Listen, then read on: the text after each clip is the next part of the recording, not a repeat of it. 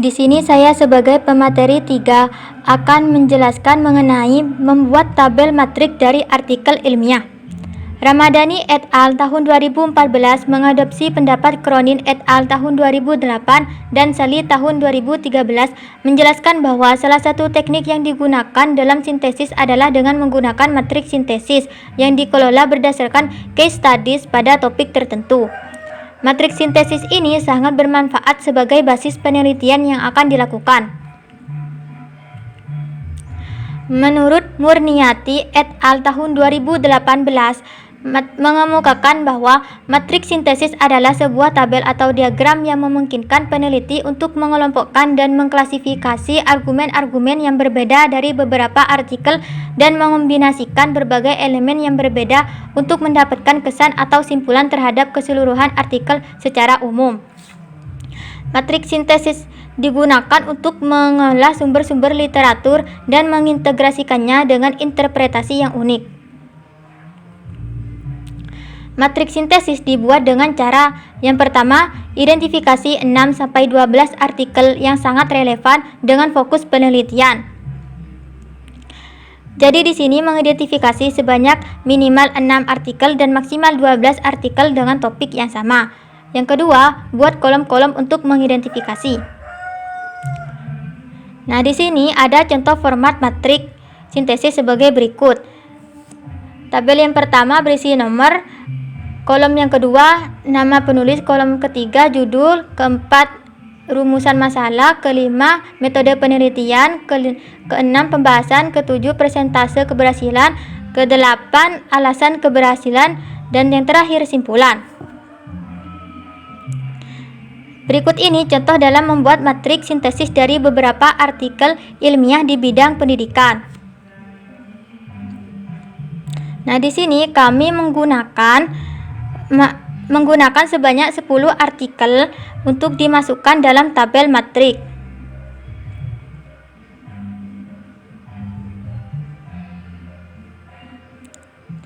Artikel ini membahas terkait dengan topik yang sama, yaitu tentang penerapan model pembelajaran discovery learning terhadap literasi sains peserta didik.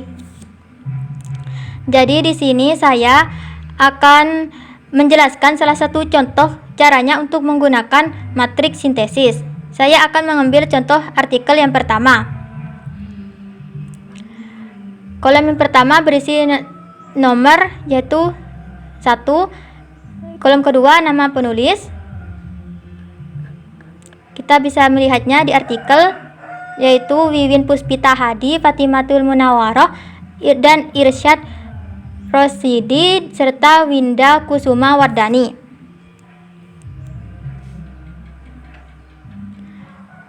Kolom yang kedua mengenai judul artikel, yaitu tentang penerapan model pembelajaran discovery learning berpendekatan etnosains untuk mengetahui profil literasi sains siswa SMP. Kolom yang ketiga yaitu rumusan masalah. Kita bisa melihatnya rumusan masalah di abstrak terkait tujuan penelitian.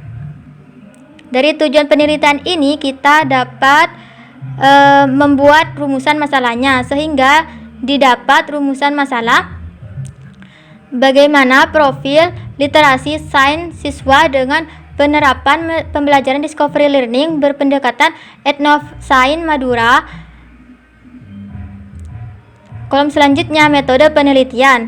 Kita bisa melihatnya di artikel terletak pada metode penelitiannya, yaitu peneliti ini merupakan penelitian eksperimen. Jenis penelitian eksperimen yang akan digunakan dalam penelitian adalah kuasi eksperimental, design dengan desain one shot case study, sampai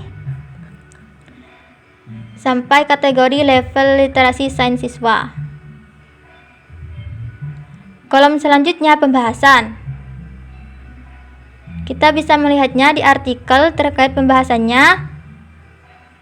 Sebelumnya ini harus dibaca terlebih dahulu pembahasannya sehingga didapat penerapan pembelajaran Pendekatan etnosains dengan model discovery learning mampu menuntun siswa berliterasi untuk menuliskan fakta dari sumber belajar, namun siswa masih belum bisa membenarkan pendapatnya sendiri. Nah, pembahasannya dari penerapan ini sampai ke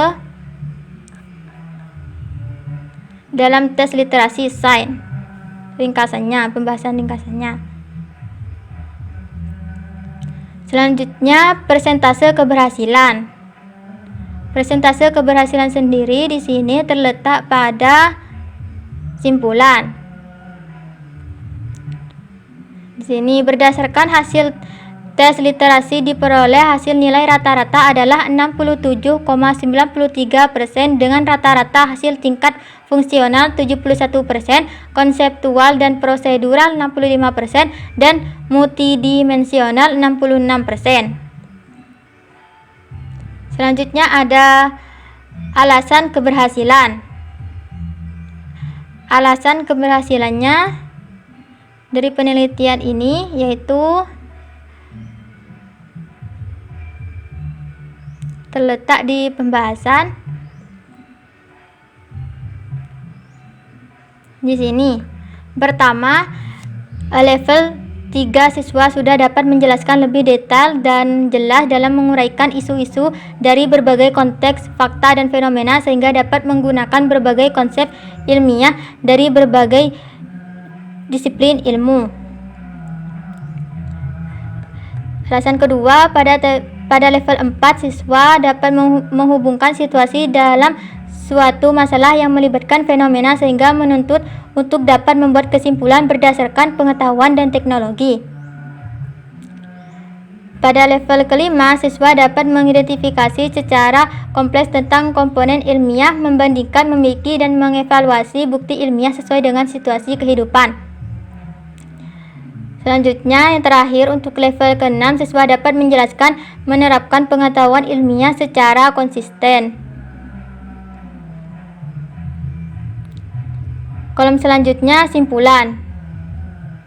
Bisa kita lihat di artikelnya terkait simpulan artikel, yaitu level literasi sains siswa kelas 7 di SMP Negeri 1 Labang Bangkalan setelah penerapan pembelajaran discovery learning berpendekatan etnosains Madura berdasarkan hasil tes literasi diperoleh bahwa hasil nilai rata-rata adalah 67,93% dengan rata-rata hasil tingkat fungsional 71%, konseptual dan prosedural 65%, dan multidimensional 66%. Rata-rata kemampuan level literasi siswa berada pada level 3 sebanyak 10 siswa, level 4 sebanyak 2 siswa, level 5 sebanyak 10 siswa, dan 5 siswa berada pada level 6.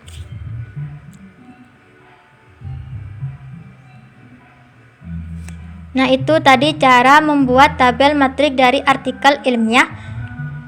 Sekian presentasi dari kelompok 6. Apabila terdapat kesalahan, kami mohon maaf sebesar-besarnya. Wassalamualaikum warahmatullahi wabarakatuh.